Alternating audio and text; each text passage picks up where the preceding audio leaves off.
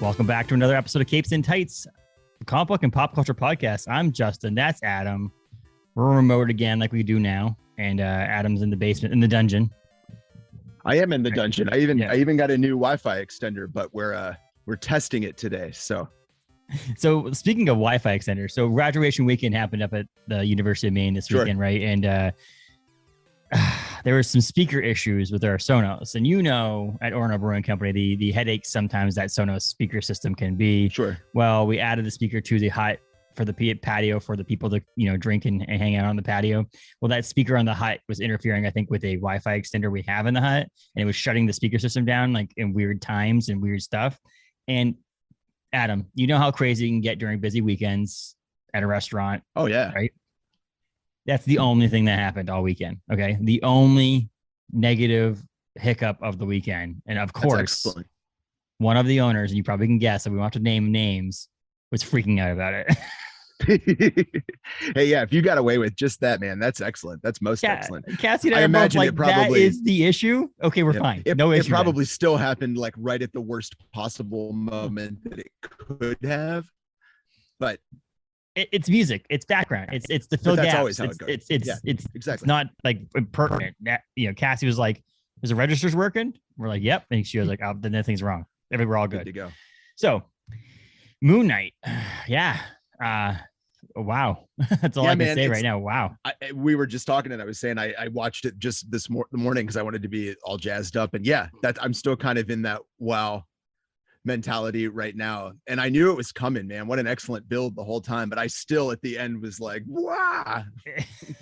It's so this is a 6-episode thing. It's probably not gonna be a super long episode for us to talk because we, it's 6 episodes, a lot of generic things. Funny thing is, if I read the cast, there's not a huge cast either. That's a weird, crazy thing about it. It's like a very small. It's almost like a short film style. Like you only have a certain number of people, and there's episodes that's like literally like Oscar Isaac and May Calamay, or Oscar Isaac and Ethan Hawke. It's like there's not very many episodes that are like 15 people in an episode. It's crazy. But it aired March 30th through May 4th, 2022, 6 episodes, like we mentioned, on Disney Plus. They were all about 40 to 50 minutes. There was no crazy long one, no crazy short one like we've seen some of these Disney Plus shows have. IMDb got it at a 7.6. Rotten Tomatoes got it at an 87% critics and 92% audience. And it was created by Jeremy Slater. He directed a bunch of episodes too.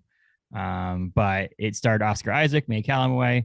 I'm going to ruin some of these names, but Kareem Al-Hakim, F. Murray Abraham, Ethan Hawke, and whatever. We're not going to go further into it. There's a bunch of people in the show. Not really a bunch of people, but some people in the show. But the big ones are Oscar Isaac, May Calamay. The Ethan Hawke appearance is unbelievable. And then F. Murray Abraham is, I think everybody's ever seen the show Mythic Quest on Apple TV Plus. F. Murray Abraham is the guy who writes the video games story in that. And so when I heard that voice, I was like, where the hell do I know that from? And I'm like, oh my God, it's him. So I was excited about that. Oscar Isaac nails it. I'll tell you right now. I was waiting for you to say it because I was like, it was, I guess, my best praise I can give him yesterday. I was like, I forgot he was in Star Wars because he's so much better in this. Like, so he's no longer Poe Dameron. He's definitely Moon Knight to me now. And he plays like, if you think about it, if you add in the personas like Moon Knight and Mr. Knight, but he also plays Stephen Grant. He also plays Mark Spector, and then obviously at the end he plays Jake as well. But so like he plays 4 characters technically. So we have one star who can do that. I mean, remember the movie Split? Oh, absolutely. It's like that idea where he's just able to like flip from one to another to another to another and do it smoothly. And you can tell they're different, even though he looks the same. Like he doesn't look that much different. You can tell they're different, which is amazing. Yep. And how great was the evolution of the fake accent? I mean, in the beginning, everybody was like, oh man, his English accent is awful. And by the end, I mean, I think a lot of us knew that was coming, but what a great play that was, that the whole thing was meant to be fake the whole time. I loved that. People were freaking out when it started that like, oh, Oscar Isaac is terrible with accents. Well, part of me started to think about, Adam, how many people do we watch in movies and things that we not know they're actually English or British? Like we're like, part of me was like, wait, is he? I have to figure this out. I have to figure out an interview with him, whether or not he's actually putting a British accent on or he actually is British. And he's not British. He doesn't have a British accent. But it was just kind of funny. The number of times I've actually, like Andrew Lincoln from Walking Dead, Rick from The Walking Dead, as a British or Australian, one of the two accent. And it's funny how many people on that show do. And then you hear them speak, you're like, oh my God, you put it. How do you do an English accent better than English people or United States of America people do? Yep. But it was amazing. It was the first series that didn't include TV series, because it's kind of hard to do movies because movies are 15 years old of the series, that didn't include a previously established MCU character. Oh yeah, that's true. There was no Easter eggs, there was like Easter eggs. There's no guest appearances, no cameos, none of that stuff. It was all new, fresh people, which is crazy to think about. I guess there was a couple that were scripted to be in there, like some Eternals characters, which would make sense. The crossover there were scripted to be in there, but they actually got cut and never actually got filmed because they felt like it didn't need to. Sure. Which is pretty cool. And that's something you and I've talked about a bunch before, that like there's got to be these little pockets of the Marvel universe that aren't always connected to every other hero, because then you have to wonder why they don't come and help. So like, Moon Knight's little corner of the world seems taken care of. And so like, that's cool. I can roll with that. Like, well, it's to say, so I had it written in my notes. It says it takes place in the MCU, but not connected in any way as of yet to anything else that's in it. It's refreshing, I said, because it's a sense that we don't know all superheroes or superpowered people yet in this universe, and they can be not connected. As we start to get new people, it doesn't have to be connected to another new person. So like we got Kate Bishop Hawkeye in Hawkeye, but it was connected in a way to Hawkeye. So it's like, you don't need that. We can find new characters here and there that don't have a connection to the original, Avengers or whatever back in 2008 with Iron Man, which is pretty cool. I mean, there's other countries in the world, there's random countries.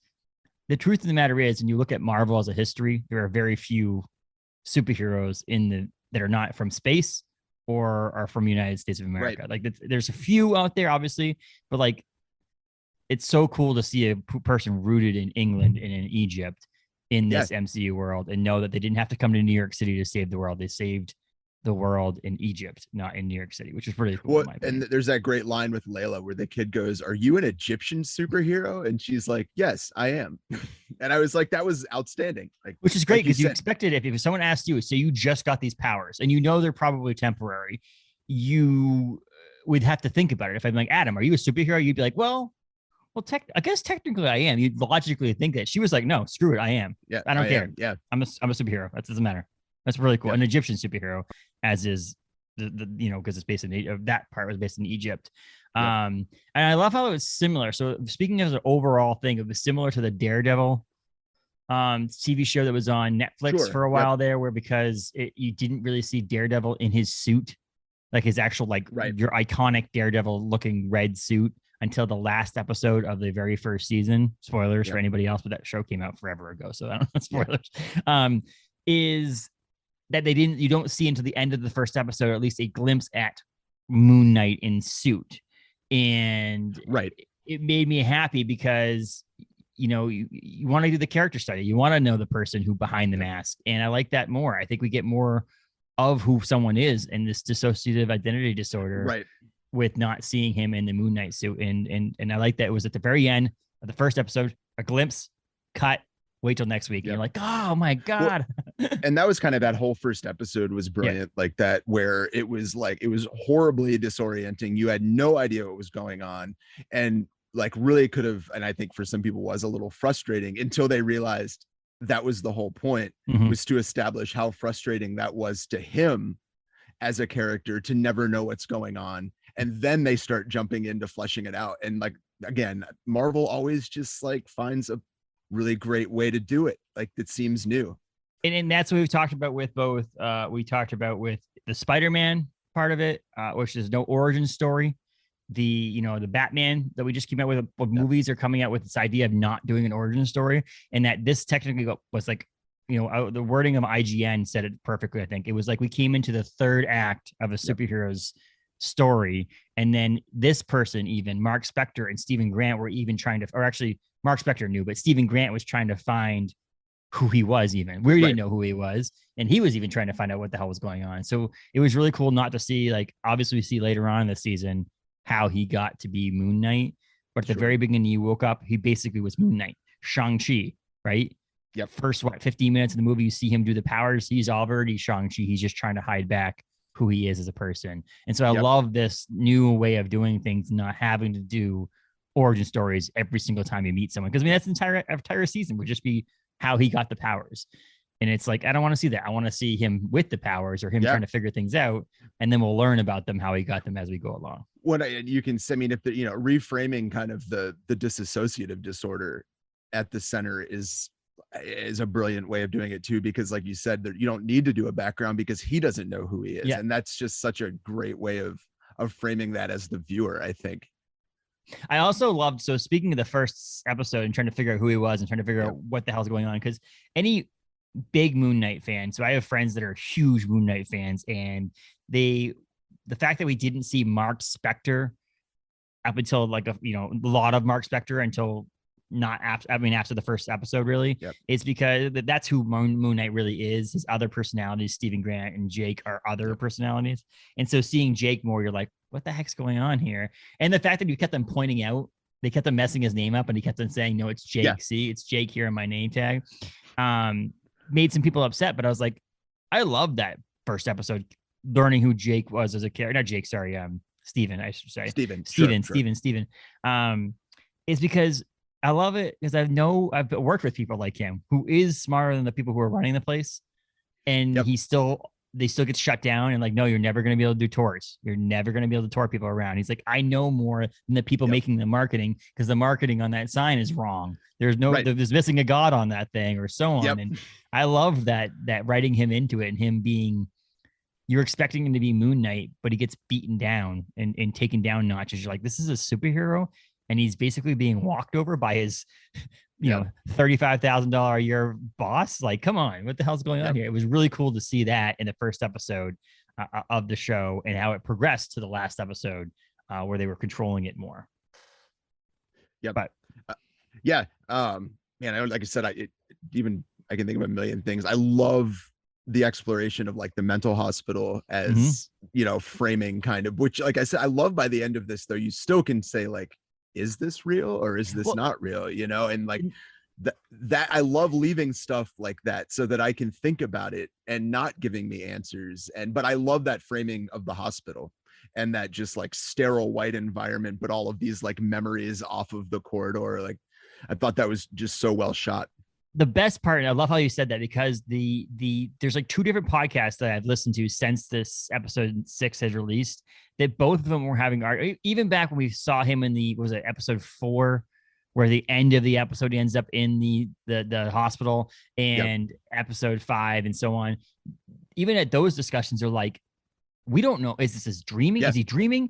Is the Moon Knight Egyptian like searching for Amet or Arthur Harrow, who's trying to find Amet? Is that the dream? Is the mental hospital the dream? And at the end, there were still discussions on these podcasts whether or not they don't like. Okay, they still don't know. They're trying to argue. The two co-hosts are arguing what is real and what's not, and so on and so forth. And I'm like, I have never seen a show or a movie in a long time that has that much ambiguity. And I can't even say the word ambiguity. I can't even say it.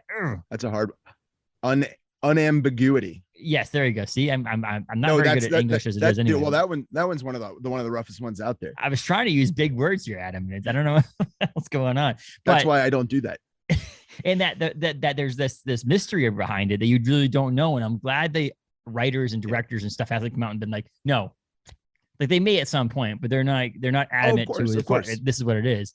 We're supposed to believe that I think what I've determined is the mental hospital that Steven is in, with Arthur Harrow as the doctor, is in his mind or in some sort of space between life and death, or it's all mental, I believe, or spiritual at least. I believe with Arthur Harrow at the end is in a mental institute, is actually in a mental institute. Yes, I agree with you. And that I think is real. And it's two different ones. You actually look at it.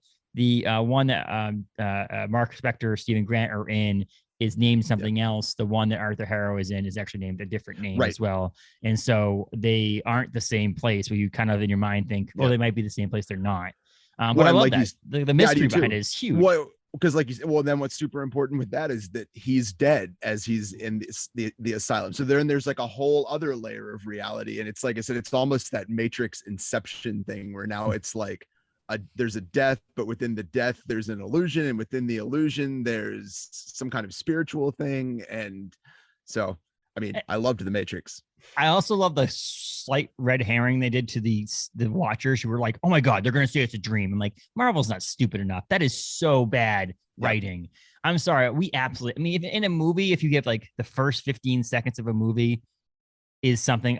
We watched something recently. I don't want to remember what it was, but it was like the first 15 seconds it opened up to that, and then it switched and it was like, oh, it was a dream. Okay, fine. That's fine. That to me is like you didn't dive enough and deep enough into the storyline to think that you're pissed off that you invested all this time into something that wasn't real. Excuse me. I got burp. I got seltzer in my mouth. But the idea that they were going to go 4 episodes in and say the whole first 4 episodes were fake.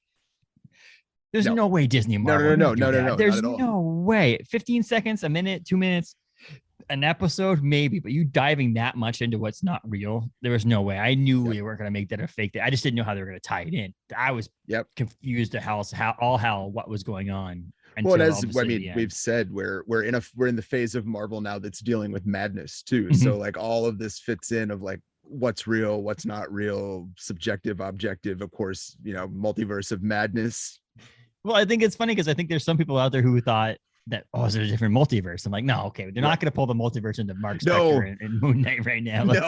Everything is going to, everything is going to be multiverse. I mean, there's some theories out there that this is all going to lead to some secret war thing or secret wars thing. But yeah, this is, I love that it's its own standalone thing. Taylor loved it. She watched it from beginning to the end. She didn't like that little bit of the end where she didn't really know. She's like, looked at me. She's like, what's going on?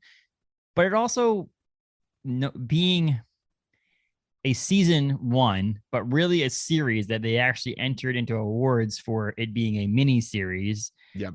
But kind of changing it towards the end, like you don't know, it might have a second season. So even that mystery of like, do we find out more, or are we going to learn more about Moon Knight when he shows up in Love and Thunder or whatever? I say that. Well, and that's what I kept like. I don't either, but I do keep thinking like where he would fit into the larger MCU because I love the character, but. Yeah, like you said, where would you find him jumping into the storyline? I was originally wrote down a note like, there's no way he can end up as an Avenger because he has mental problems. I'm like, wait, Tony Stark had a lot of mental problems. Let's say Scarlet Witch was a Avenger. I'm trying to think of all the people who aren't stable in their mind. I'm like, wait, maybe he qualifies as an Avenger because he doesn't have a stable mind. I mean, Wanda for sure is she'd fit right in. Yeah. Bruce Banner, like if you actually look at him, his stability between the Hulk and himself, Tony Stark is obviously got other problems in his mind. But like I'm just trying to think, I'm like a lot of those people that are on, Winter Soldier fit in just right.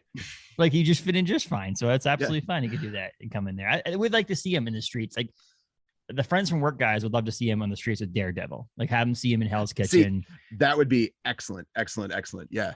So I would love to see that too. And I'd love to see more costume. There is, if I had something to pick apart that I didn't like, is that it's a 6-episode season that we were expecting to get only 6 episodes and they weren't going to continue on. And so seeing less of the suit and seeing less of Moon Knight himself did make me go, well, we're not going to get much of this. So maybe Oscar Isaac is done. This is the only thing we're ever going to get for Moon Knight. But if they're going to continue on, he's going to be in other movies or TV shows, or if they're going to do a season 2, maybe that's where we'll get more of the actual suit, whether it be Moon Knight or Mr. Knight. Or how excellent was Mr. Knight? I loved it, especially at the final scene when he's like, "Oh, it looks like we've got. Wait till you see our new powers or something," and he like pulls the sticks out and just goes crazy. I was like, "That's excellent." And there was feedback on Facebook and Twitter about how Mr. Knight is, because of how stupid Steven is, how like kind of like I don't know, I say dumb but not dumb, but like he just is like aloof. Yeah, thank you, good word. That Moon Knight or Mr. Knight became that way, and he's not like that in the comic books. He's more of a badass and knows his powers and Right. knows how to control them. And so seeing that evolve toward the end, where he's like, watch this, and then flipping back between, like throwing Yeah, something that and was then cool. catching it Yep. as a different version of him, which was pretty cool. Yep. The fact that the Moon Knight suit is not like a suit like Iron Man, that it's like Yes. anamorphic to whoever is in the suit. So, which is pretty cool. I like that too. The way that the suit became him, like the Yep. wrapped around like a mummy And almost, was really badass. I felt like I never got tired of the crescent moon cape. They used it like a few times, and I never felt like they overused it. I was like, every time it was excellent, like framed against the moon. And if you deep down look at his stupid being able to pull the moons out of his chest and throw them, if you think about whoever created, obviously I know who created, but like, that's stupid. Yeah. But it's awesome at the same time. Like when you actually see it happening, you're like, this is badass. But when you see him, when you think about it, you're like, that's one of his powers. Yeah. He has it. Basically, it's like if Superman had the S and he could pull the S off and like use it as a rope and get someone back, and then it comes back into him. Like if you think about it, it's kind of stupid, but it's kind of cool. Superman have it in one of the movies? It became like a big cellophane sheet. Yeah, I think so. Threw Yeah, it at somebody and it wrapped around them. Still one of the most ridiculous powers Superman has ever had. Anyways, tangent. Well, yeah, that was cool. But like, so what he could do and all that stuff was really cool. But we've been spending a lot of time talking about Oscar Isaacs and Moon Knight, but May Calloway. Oh my gosh.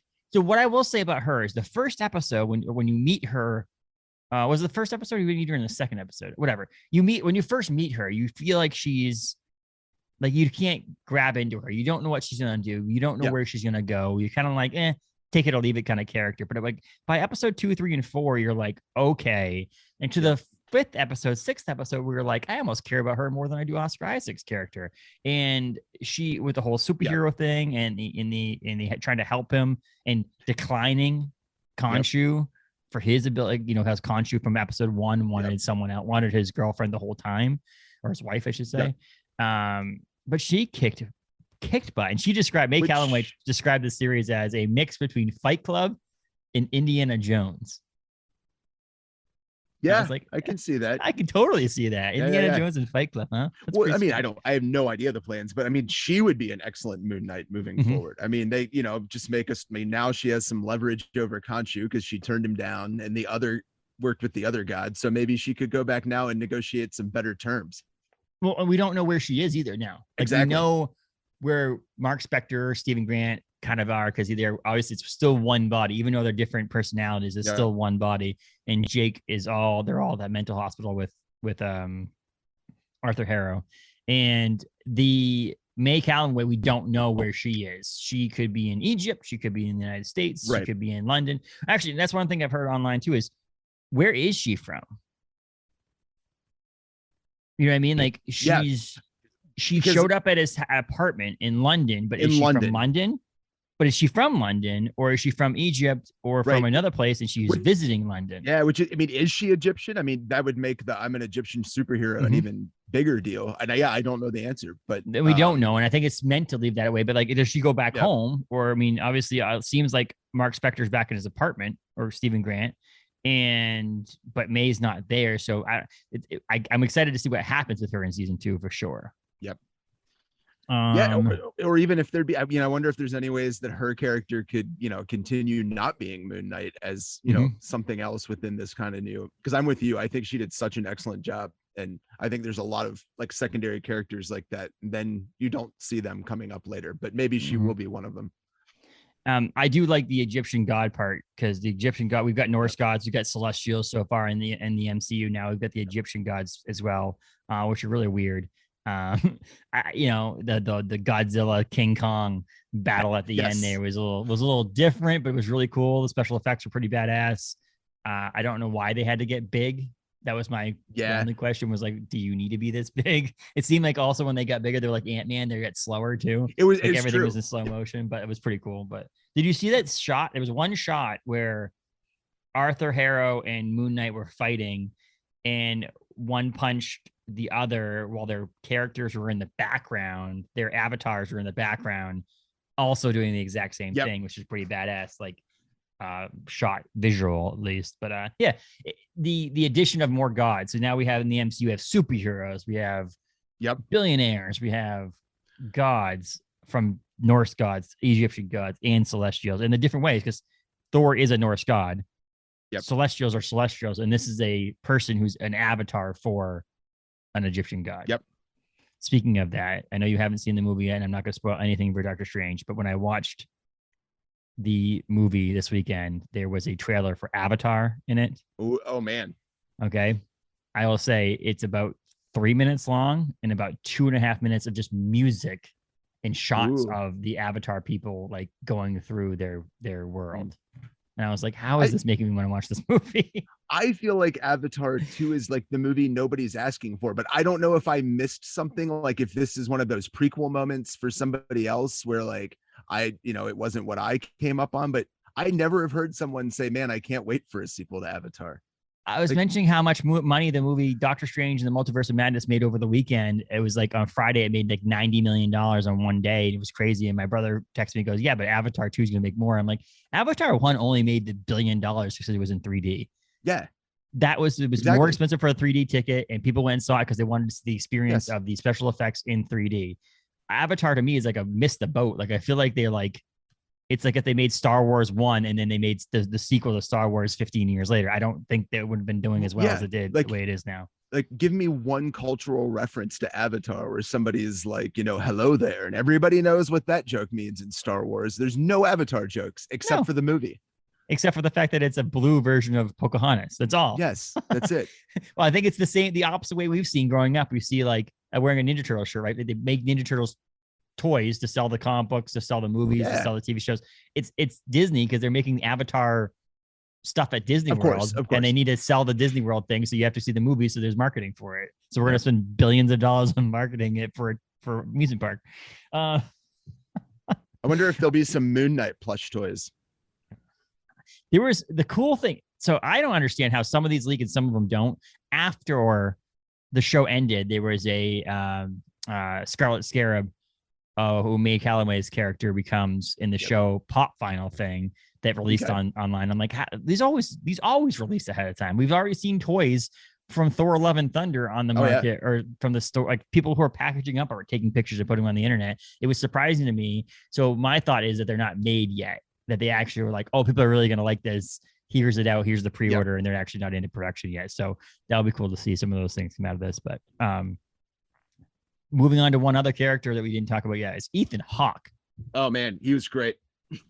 Like Arthur Harrow from the beginning, his just calm demeanor, but like you want to love. He's one of those villains that you want to love, but you want to hate. It was one of those like the Negans of the world. Exactly. What's his name? Purple Man and Jessica Jones. Purple Man was so good. Yeah. You want to love them so much because they're so bad, but they're also so bad. You're like, the cult. Except like you said, like Ethan Hawke's character is hard because like, even in the end, I mean, his heart was in the right place. Like, he's Thanos. It just wasn't what everybody wanted. Right? I mean, it's the Thanos of the world. It's the whole thing. You think you're doing what you're doing right is right. Yep. You're not just a horrible person. You're trying to make the world a better place by doing a horrible thing. Yep. And so if that's Thanos thinking he can, snap his fingers and kill a bunch of people, if it's Arthur Harrow making sure people's scales are leveled, and if they're not, then they go away. Yep. And it's weeding out the bad people in the world, even though he's the worst of them all, which is kind of funny. And Annette still wants to have him as her avatar, which is really weird to me. But the crocodile. Which you got to think of Loki when you see the crocodile too. Like as soon as it popped up, I was waiting for the Loki horns. Well, it says special effects were great in most of it, and then there was that point where the crocodile looked a lot like, okay, it's very very cartoony, which it's fine because I understand that there's meaning, there's actual meaning behind the crocodile as a Met, but like it was different. I for some reason a dead bird's skull on the shoulders or something looks a lot less cartoony than a crocodile. I don't know what it is, why they did it that way, but Arthur Harrow being able to play multiple characters in a sense too, like he was able to play the Doctor in a really cool way, as well as playing himself, or sorry, Ethan Hawke playing multiple characters, the Doctor, and then as a Harrow. You love him in the first episode. It's creepy, killing people. You're like, what is going on here? And his knowledge and in showing up at the museum. But yeah, Ethan Hawke was a great. I have this actual piece I found online. It says Ethan Hawke joined the joined without reading the script. On top of it being an MCU film, he just wanted to be in it. He already was a huge fan of Moon Knight director Mohamed Diab in his work, as well as good friends with lead Oscar Isaac. So he just joined it no matter. He just didn't care. I was going to be there anyway. So, which is pretty badass. And then he killed it.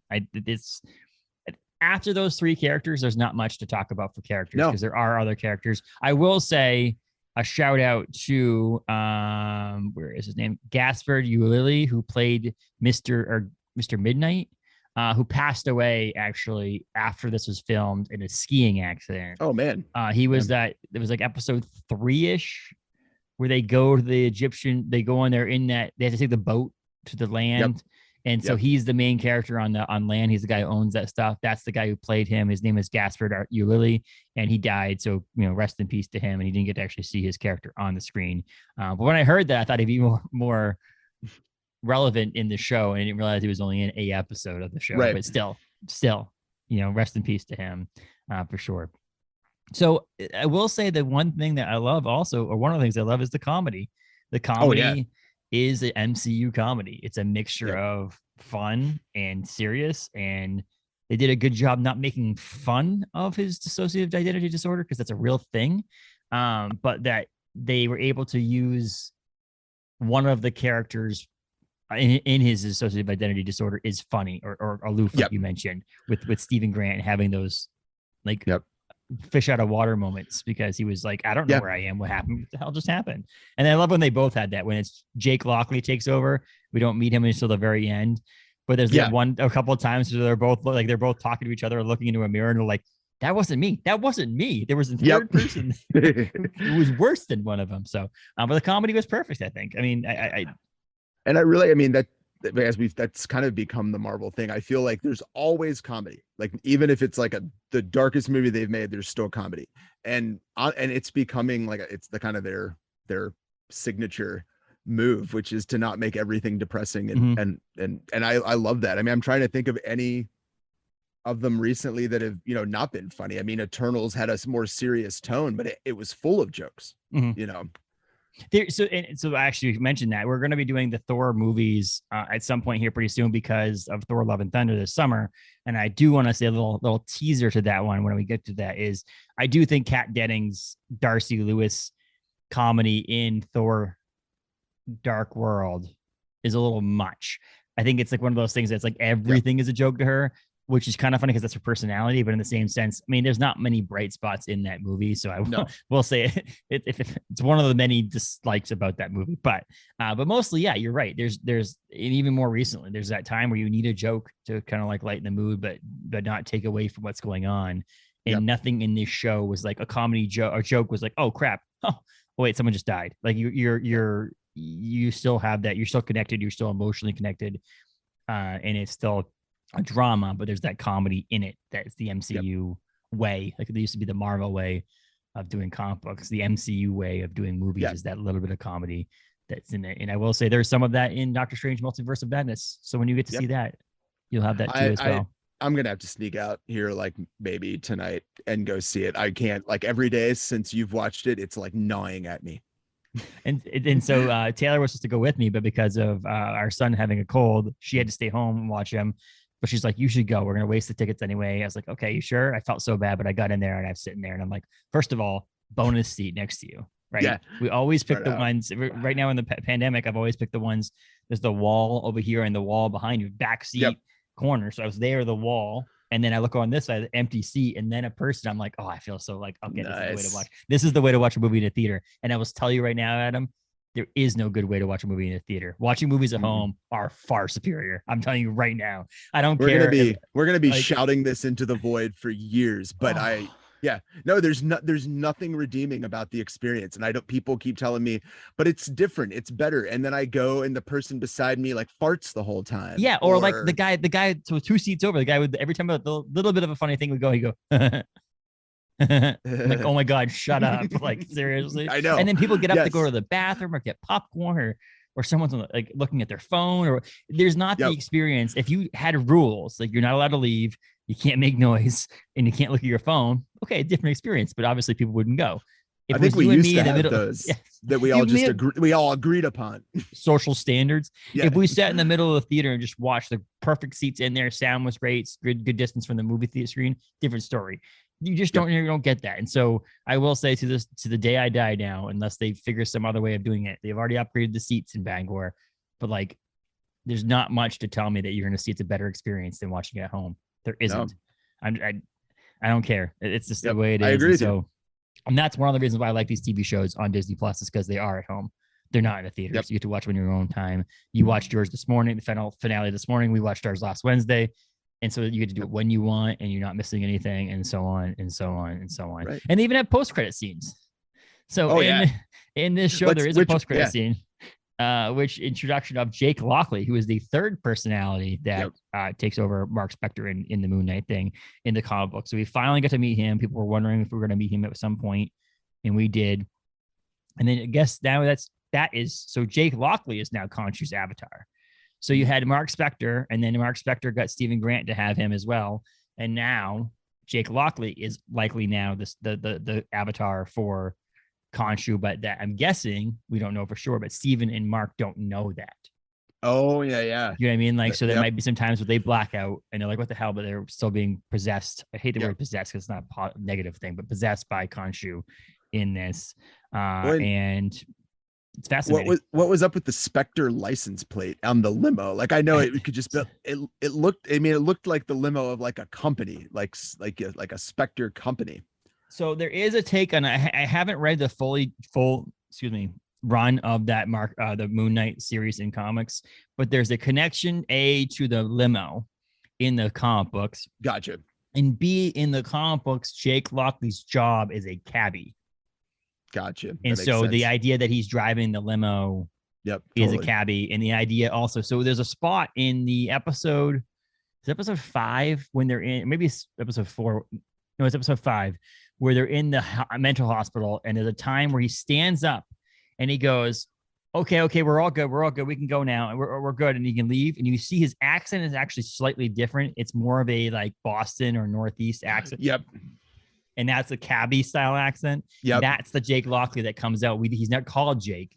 Yep. But he knows it is. And if you look at the second that person says something, Arthur Harrow pushes the button to get the security in there because he knows that's actually the worst of the three personalities. That makes sense. He might be in fear of death there. Yeah, so sure. So there's a mixture of Easter eggs. No, that makes sense. That totally makes sense.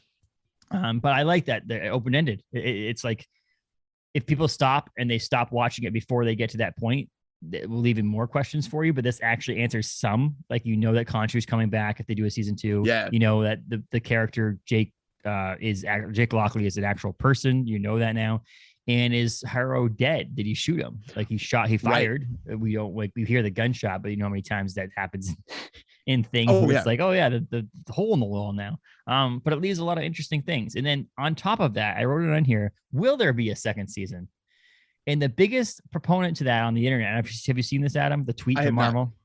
So Marvel Cinematic Universe tweets out tonight, series finale of Moon Knight. This is on Wednesday. And says, series finale of Moon Knight.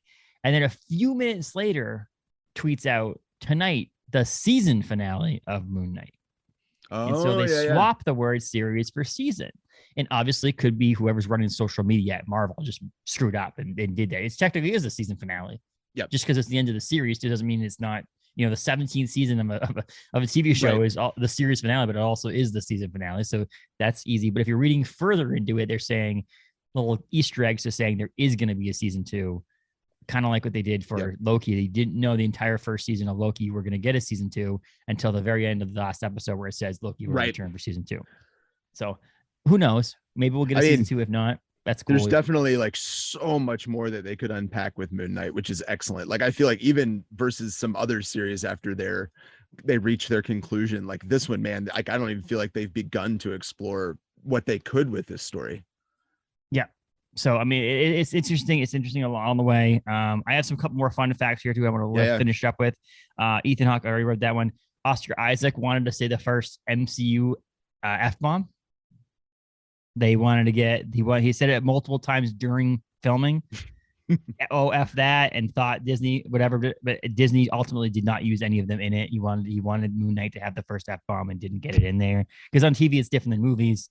Of course. So Oscar Isaac also collected comic books when he was young, but had never heard of Moon Knight when he got cast. Marvel Studios chief Kevin Feige is the one invited him to play, invited Isaac to the series, which is pretty cool. But yeah, now obviously he's probably loving it. And this is the third time Oscar Isaac has played a Marvel character in the movies / TV shows or whatever. First, he played Apocalypse in X-Men Apocalypse back in 2016. And he's in that small point in the end of Spider-Verse, Into the Spider-Verse, where he's actually plays Miguel O'Hara or Spider-Man 2099 in Spider-Man Into the Spider-Verse from 2018, which obviously means I think he's going to be in Spider-Verse 2000, this one that's coming out next year, which is a Beyond this or Into this. I don't know what it is. Across the Spider-Verse. Yeah, Across the Spider-Verse is the next one as well. So exciting on that side because it's pretty cool to see those crossover like characters that continue on to be in Marvel movies. Finally, he got a good one though. Actually, Into the Spider-Verse was very good, but X-Men Apocalypse was not. So it was not. We'll get there. No, I mean, Oscar Isaac is great. This surprised me. This might be my favorite Marvel series so far. Up there with WandaVision. It's tough. And that's where I'm at too. I think if you thought about it, so think about it this way: WandaVision is a sitcom, right? In a sense. Yep. This is a drama show. Yep. So now I'm going to say this is my favorite drama. Right. on Disney Plus, and then my favorite sitcom was WandaVision because they're 1A 1B to me. They both have their positives and negatives. They both have their different styles. They're not the same. It's like comparing like The Office to The Walking Dead. They're two of my favorite shows, but they're not the same.